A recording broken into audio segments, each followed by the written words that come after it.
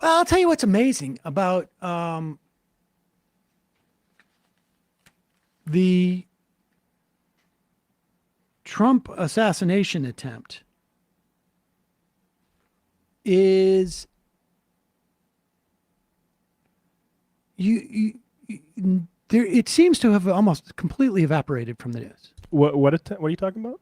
I mean, once the right, if you want a picture of how, and I don't think this is all the media's fault. I think there's a combination of things going on. But if you want a picture of how the right wing in this country dominates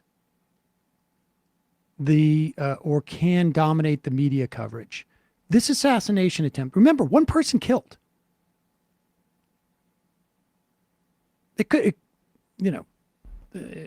Two people seriously injured.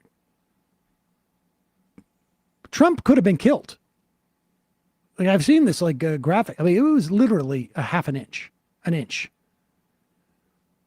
But when it became clear that this shooter was a registered Republican,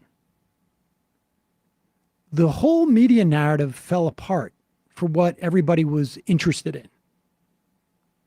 When it became sort of like a John Hinckley type of situation, and maybe it wasn't.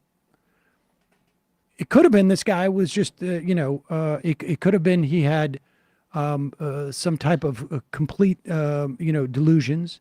It could have been he was suicidal and wanted to go out and make a name for himself. It could have been he was hoping to start some type of civil war. We don't know. Maybe we will, and maybe we won't. But what's clear was that he was not like some rabid liberal or lefty who felt like they were going to save the country from Trump or something. Right. Or at least that's what we understand now. And so the value of that narrative to the Republicans stopped.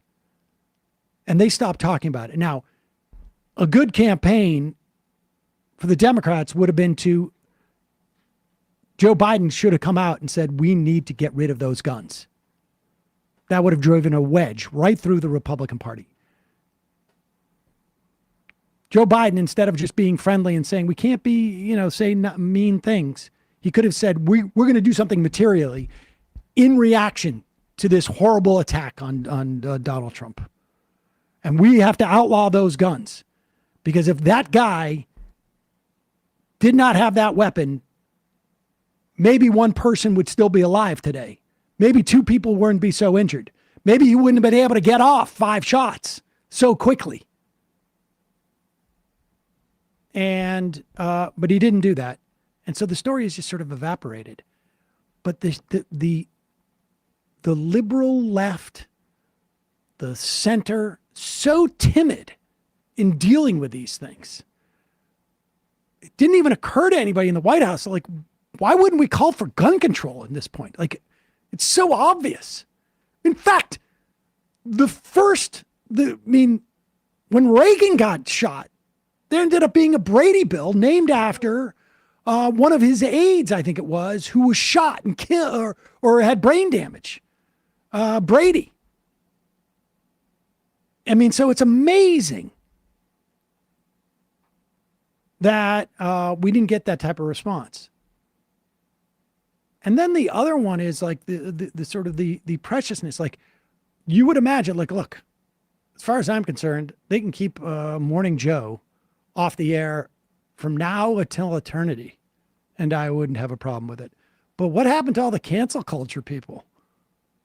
Apparently, Monday morning, MSNBC pulled Morning Joe. And the weird part is, it's like, they could have just said, we just want to do rolling news coverage. Although Morning Joe, sort of does that, I guess. But it turns out they pulled Morning Joe because they were afraid they were going to say something mean about Donald Trump. And here they are reacting to it. We start this hour, Willie. I just wanted to briefly talk to our friends and viewers that watch us every day. And talk about what happened yesterday. We were told in no uncertain terms Sunday evening that there was going to be one news feed across all NBC News channels yesterday. The Today Show would be Lester Holt, other people that you worked with on Sunday, and that was going to be one news feed across all NBC News channels, that we were going to stay as a network in breaking news mode throughout all day yesterday. That did not happen. We don't know why that didn't happen, or team was not given a good answer as to why that didn't happen, but it didn't happen. We were also told it was going to happen throughout the day. And I guess after there was such a strong blowback about yesterday morning, I guess they changed their plans.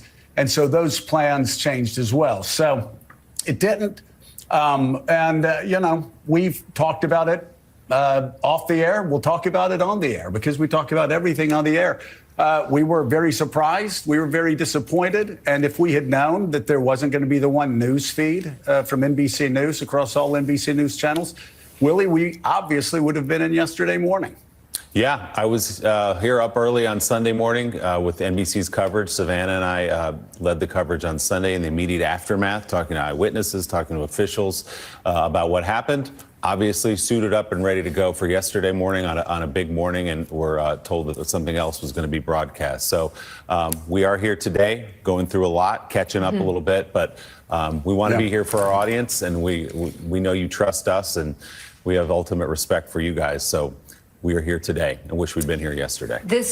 Yeah, we all wish we would have been here yesterday. We still would like to figure out exactly why there wasn't that one news feed. And I think the reason why is this show began and continues 17 years later on being the place where you can go to have the hard conversations in a civil way. And so it seemed like now more than ever is a time that we would like to be on. And I think our viewers agree with that. So we continue. We are 5 minutes past the top of the hour. No, and let me just say, next time we're told there's going to be a news feed replacing us, we will be in our chairs. We'll be sitting here. Yeah, and the news feed will be us, or they can get somebody We'll else be sitting here to host the show. That's what it means to be a mighty man of valor. Well, I mean, I guess good for them. They, feeling confident they can do that on air, and good for them. That's very funny that I their can tell bosses you- couldn't trust them. Imagine there's a Thursday and Sam's like, Emma, you're not going live. Emma, we've got a big news day today, so I'm gonna have to say I've got somebody at HQ who's gonna be doing a live news feed. We're going to be rebroadcasting Hartman today. Oh boy. Well, I mean, they were very careful not to name any names. I can tell you from past experience. Did I sign I don't think I did. I don't remember. I can tell you from past experience, they don't like it when you say names. But I can also tell you from past experience, whenever you sign a contract, you make sure that you retain editorial control, because that is the funnest conversation you can have with people. When they say, you can't say that, and you say, I know that you feel that. I know that you feel that I can't say that, but our contract is really controlling now. It's sort of uncomfortable, but you should really talk to your lawyer. I can tell you that right now.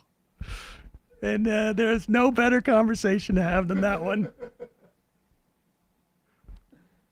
But I think for those guys, it was just a question of like, well, what are you going to do? Replace this? They know they got another 10 years, at least. I mean, what's his face? Who had that spot before then? Imus. It was Imus in the morning. He was there until he was like 105 or something. So We've moved to the left. Well, he also had that little controversy with the Rutgers basketball team. correct. Yeah. Correct. He was canceled. Totally canceled. Literally. He actually was canceled. Hey, folks, don't forget to hit the subscribe button and check out our daily show. We do it every day at 12 p.m. Eastern for about 2.5 hours. We even take phone calls. You should check that out.